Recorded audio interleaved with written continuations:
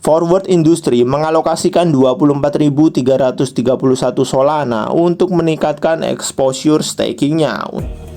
Yo guys, balik lagi bersama dengan saya Sagio Sugiarto. Di video kali ini di tanggal 20 Februari 2026 saya share lagi berita update mengenai kripto. Langsung saja kita masuk ke berita yang pertama, di mana pasar mata uang kripto tampaknya masih belum bisa keluar dari zona merah. Sentimen negatif yang berkepanjangan terus menekan harga aset digital utama, mendorong para investor institusional untuk menarik dana mereka dari instrumen exchange trade fund ETF Bitcoin spot di Amerika Serikat. Situasi pasar saat ini menggambarkan kondisi psikologis investor yang dilanda kepanikan, di mana arus keluar dana outflow mencapai angka yang cukup fantastis. Melansir melalui data yang ada, ETF Bitcoin mencatatkan arus keluar sebesar 133 juta dolar pada perdagangan hari ini. Angka ini menambah total kerugian mingguan menjadi 238 juta dolar. Jika tren negatif ini tidak berbalik arah pada sesi penutupan minggu ini, maka ini akan menjadi rekor arus keluar 5 minggu berturut-turut pertama sejak Maret 2025. BlackRock melalui produk iShares Bitcoin Trust EBIT menjadi penyumbang arus keluar outflow terbesar dengan dana yang ditarik mencapai 84 juta dolar. Volume perdagangan juga terpantau lesu di angka 3,4 miliar dolar yang mengindikasikan minimnya aktivitas beli buying power dari para investor. Aksi jual massal ini sejalan dengan metrik Crypto Fear and Greed Index yang menunjukkan sentimen extreme fear. Meskipun harga Bitcoin sempat pulih dari level terendah di 60.000 dolar pada awal bulan, tekanan jual tampaknya masih dominan. Saat ini Bitcoin diperdagangkan di kisaran 66.000 dolar yang berarti telah mengalami koreksi sekitar 24% sejak awal tahun. Sejalan dengan prediksi dari institusi keuangan besar seperti Standard Chartered, mereka memproyeksikan bahwa Bitcoin masih memiliki ruang untuk turun hingga menyentuh level 50.000 dolar sebelum berpotensi memantul kuat dan mengejar target 100.000 dolar di akhir tahun.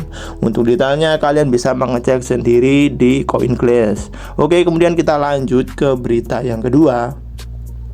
CME Group akan menyediakan perdagangan futures dan opsi kripto selama 24 jam per 7 mulai 29 Mei 2026. Untuk detailnya kalian bisa mengecek sendiri di sini. Oke, kemudian kita lanjut ke berita yang ketiga. Hyperliquid, platform pertukaran terdesentralisasi DEX, meluncurkan Hyperliquid Policy Center (HPC), sebuah lembaga advokasi nirlaba yang berbasis di Washington DC. Langkah strategis ini bertujuan untuk mendorong kebijakan yang lebih ramah terhadap ekosistem keuangan terdesentralisasi. Tidak main-main, inisiatif ini langsung dipimpin oleh Jack Chervinsky, seorang pengacara veteran yang sudah malang melintang di dunia kebijakan kripto.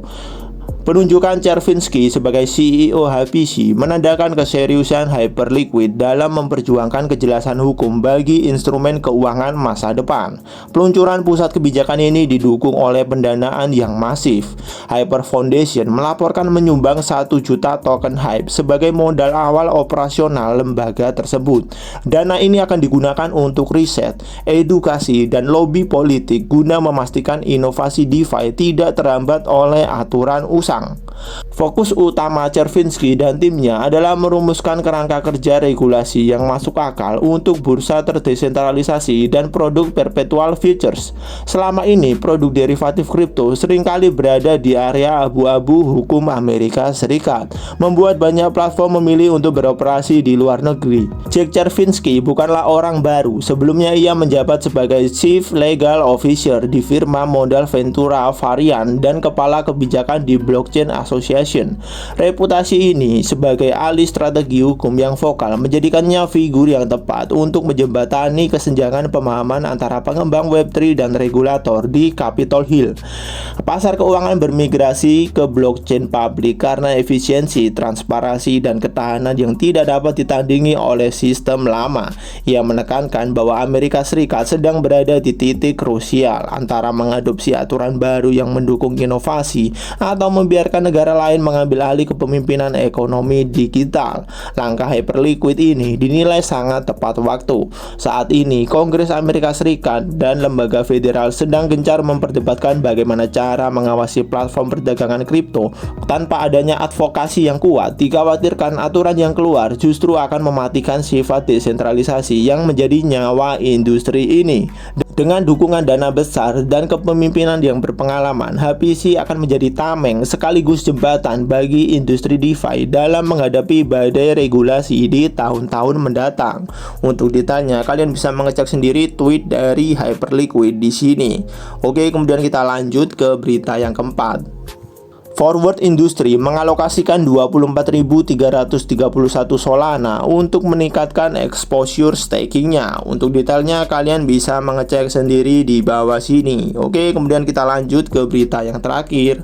Angin segar kembali berembus bagi industri aset digital di Amerika Serikat. Rancangan Undang-Undang RUU Struktur Pasar Kripto yang sempat memicu polemik Clarity Act kini dilaporkan kembali ke jalur yang benar dan diprediksi akan disahkan oleh Kongres Amerika Serikat sebelum bulan April 2026.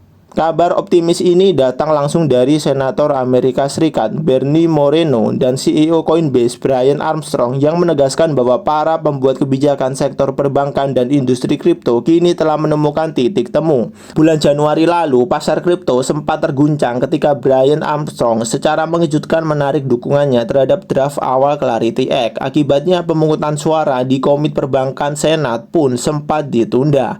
Namun situasi kini berubah dalam wawancara bersama CNBC yang berlangsung di sela-sela forum Crypto World Liberty Financial di Mar-a-Lago. Armstrong menyatakan bahwa kini ada win-win solution ke depan. Diskusi mengenai aturan imbal hasil stablecoin yang sebelumnya menjadi batu sandungan utama kini mulai menemukan penyelesaian yang saling menguntungkan bagi semua pihak. Dalam kesempatan yang sama, Senator Bernie Moreno menyuntikkan optimisme ke pasar dengan menyatakan bahwa Clarity Act memiliki jalur yang sangat jelas untuk dieksekusi.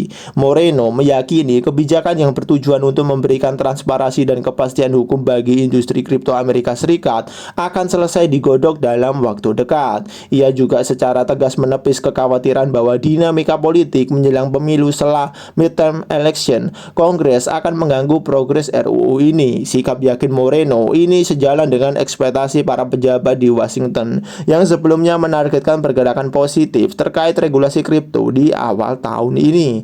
Keberhasilan meloloskan Clarity Act akan menjadi tonggak bagi masa depan aset digital di Amerika Serikat. Undang-undang ini dirancang untuk memperjelas batas jurisdiksi antara CFTC dan SEC dalam mengawasi industri.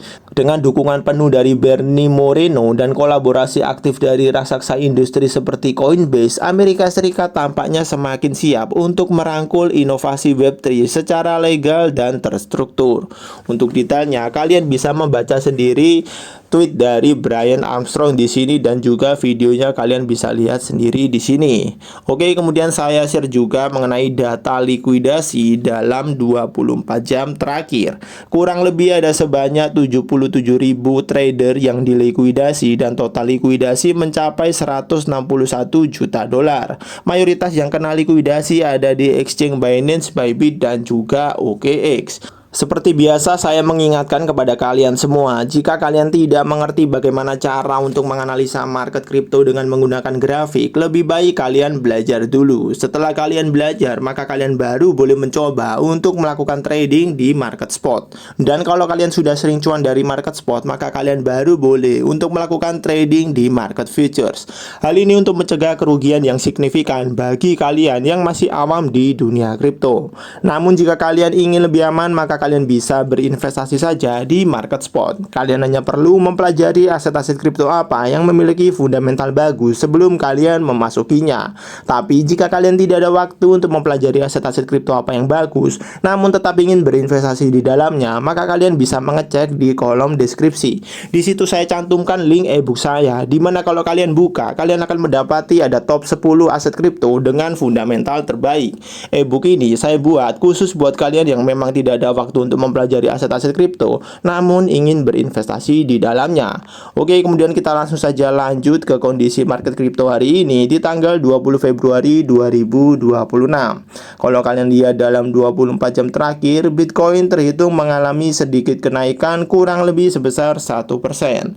Sehingga kalau kalian melihat aset kripto yang lain selain Bitcoin juga mengalami hal yang sama ya, kurang lebih mengalami sedikit kenaikan.